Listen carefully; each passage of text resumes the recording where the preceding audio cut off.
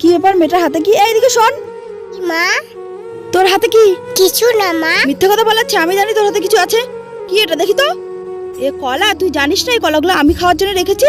তোর মা মরেছে, আমাকেও শান্তিতে থাকতে দেয়নি না। সৎ মেয়ের মতো থাকবে, হ্যাঁ? নিজের মেয়ে হওয়ার চেষ্টা করবি না। যা গিয়ে এক কাপ চা করে নিয়ে আয়।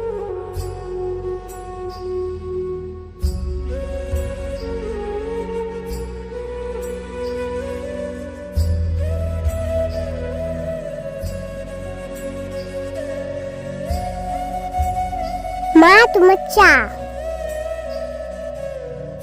থু, এটা কি চা হয়েছে? চাটাও করতে পারিস না। তোর মা মরে গেছে আর আপরটা আমাকে দিয়ে গেছে, তাই না?